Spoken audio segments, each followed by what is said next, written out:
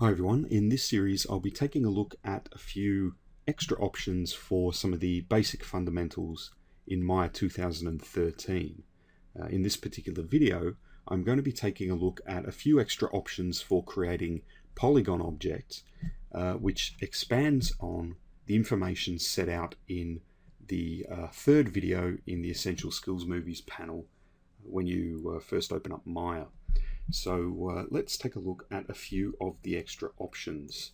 To begin with, just to briefly recap on what was explained in that video, basically we can create a polygon object by coming up to the Create menu at the top of the screen and coming down to Polygon Primitives and then selecting one of these shapes. So for example, I can create a sphere by selecting the Sphere option, and we get a little instruction in the middle of the viewport saying drag on the grid. So what this means is hold down the left mouse button somewhere on the grid and then drag.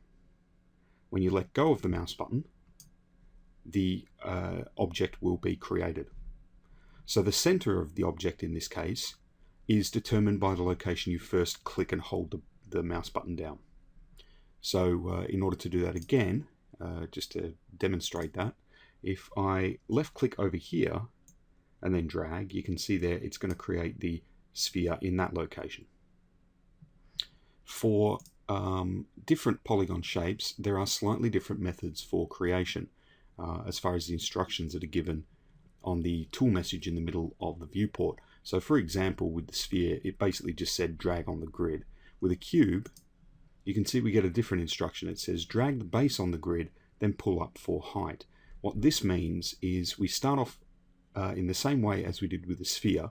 We hold down the left mouse button in the position we want to begin, and we drag until we're happy with the size or proportions of the shape.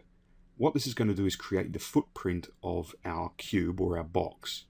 So let's say I want something that's sort of more of a rectangle, like this. When I'm happy with the shape, I let go of the mouse button, and then it says drag up to set height. I then hold down the left mouse button a second time, and then push my mouse forwards in order to increase the height, or I can pull the mouse back towards me, or drag the mouse down, and the shape will be created below the surface of the grid that we have in our viewport. Once again, once you're happy with the position and proportions of the shape, just let go of the mouse button and the shape will lock into place. Okay. So there are a couple of other options for creating these shapes. So let's take a quick look at some of those. If we come back up to the Create menu and we come down to Polygon Primitives again, you can see that each option has a little box at the end of next to it at the end of the menu. This is called an option box. So for example, if I select Sphere option box, you can see that it highlights there. If I click that, the tool settings panel will open up on the right hand side of the interface, just here, and we can manually type in the values that we want in order to create the sphere. So for example, if I'm building something to scale, so in other words, if I'm building something, let's say at a scale of 1 to 1, or in other words, a real world scale, and I need a specific radius for my sphere. So the radius is the distance from the center of the sphere to the outside edge of the sphere. So let's say I'm building a soccer ball. And let's just say hypothetically a soccer ball has a radius of about 35 centimeters. I know that my grid is set to centimeters at the moment because that was what my preferences were set to. So what I can do here is type in 35. Now of course that's going to be quite a big soccer ball, but let's just say that that's going to be the case. So I can type in 35, okay. Now you can see here it says description, drag or single click on the grid. When we're using this panel, what we do is, instead of dragging on the grid, we just click once on the grid with the left mouse button, and it will create, in this case, a sphere to the size that I typed in the panel. You can see that the panel then just shuts down. The information now on this tool settings panel is actually the settings for the select tool, which is what Maya reverts to when no other tools are selected. So I can use that tool settings panel with the Polygon shape options to create specifically sized objects. We'll just do one more so we can see the process again. I can go to Create, Polygon Primitives. I'll do a cube this time. And if I go down to the options, you can see that the tool settings panel basically brings up the options for the Polygon cube tool. And you can see the name of the tool that we've got currently selected just here. So once again, I've got width, height, depth in this case. So let's say I need a width of 3 centimeters. So I can type in a 3 and hit tab, and that will go down to the height entry. And let's say the height needs to be maybe 2.5, and these are centimeters, don't forget. I can hit tab, and then I need a depth of, let's say, I don't know, let's say I need a depth of 30. Okay, so what I do is just hit enter once I've typed in that last number, and I can then just click somewhere on the grid, and it will create the object of those dimensions, like that. Alright, so let's take a look at another way that we can actually access some of those options. So let's say I don't want to use the menus at the top, okay, because sometimes they can be a bit fiddly. It can be, sometimes if you accidentally move your cursor off the menu disappears like that. So let's say I want to get into the settings for the cube tool again, but I want to get into those settings much more quickly. What I can do is just double click the Polygon cube icon. So you can see here I've got my Polygons tab, and these are my Polygon creation tools, which are the same as the ones that we've just looked at in the menus. So let's say I go to Polygon cube. If I double click this, it will pop open the settings just here, and I can go back in and I can type in my new settings and so on. If you want to reset all of these values to what they were originally, which generally is a width of 1, height of 1, depth of 1, you can press reset tool just here, and it will revert them all back to the original settings. So let's take a look at the width division, height division, depth division just here, these next settings down here as well. You'll be using these relatively frequently as well. Okay, so by default, usually a cube and many of the other shapes in Maya, I'll just press solid view here. Basically, with a cube by default, it's formed of one panel per side. Okay, so you can see here, top, bottom, front, back, left, right. It's one panel per side. If I wanted to create a cube that had more than one panel per side, I can add divisions in the settings before I create the cube. So I'll just delete that again. So I'll double click my icon, and if I come down here to width divisions, and I just change this to 2, and then hit tab and then 2, tab 2 to enter those values into all those fields, and then I click and drag on the grid, you can see now each of the sides of my cube now has 4 panels or polygons in each. So what this is doing is that particular setting, the divisions 2, it's not counting how many edges that you're putting through or cuts that you're putting through the side. It's actually counting the resulting polygons that you're getting in each side of the object in a particular direction. So in this case, width 2 basically means that you've got 2 polygons running across the width, which is this direction. Okay, so we've got 1, 2. The height divisions is how many polygons are running vertically up the object. In this case, 1, 2. And the depth divisions is how many polygon panels you've got running from the front of the object to the back of the object. So in that case, it's 1, 2. So that results in having 4 polygons per side in this case. So what happens if we perhaps reduce the width divisions back down to 1? So I'll just move the slider in that case, back down to 1, and if I click and drag,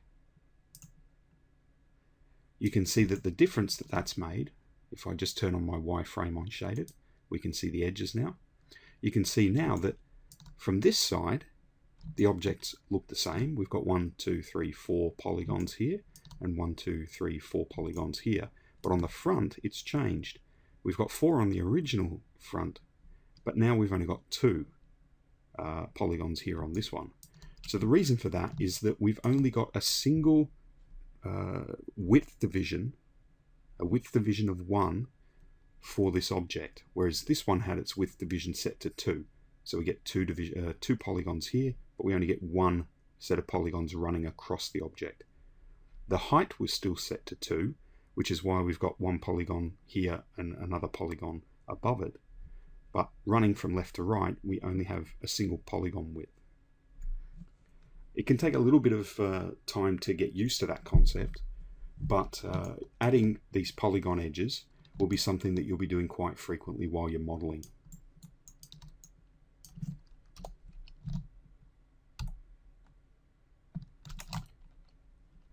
Okay, so one last little option about creating objects, and it's got to do with whether or not you have control over actually clicking and dragging to create your objects, or whether the object just appears. Let's take a look back at the Create menu, Polygon Primitives again, and just for this little section, I'm going to break this menu off as a free floating panel. If I click on the little strip at the top here, it actually pops out as a little floating menu there. And this is handy if you're going to be using several different options or the same object multiple times in quick succession. It just means you don't have to keep coming back up here to the menu. Alright, so let's take a look at interactive creation and what this does.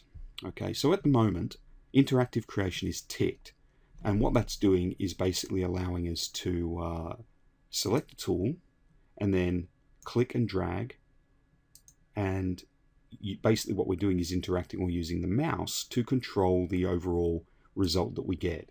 In other words, we're actually adjusting the shape as we're creating it to get the result that we want. If we turn off interactive creation like this, and for example, if I select, let's just go with a cube again. If I click cube, you can see here that what it's doing is it's just automatically creating a default cube at the center of the grid. Now, the issue with that is that I may not have necessarily wanted a cube, and now in order to use this, I'm going to have to modify the shape by maybe using this, the scale tool and the move tool in order to position it and get it to the right size. And that's just a little bit of extra work for me. So you'll need to keep in mind that if you find that when you're selecting one of these tools and it's just popping up a default shape like this in the middle of the grid, you will need to come up to Create, Polygon Primitives, and just take a look and see if interactive creation is ticked. Okay, if it's not, just check it, and basically you'll get that fully functional mouse control back when you're creating your shapes. Let's just have a quick look here. So I'm now in Polycube options, which I got to by clicking this button, and you can see that it's actually popped up in a separate floating panel.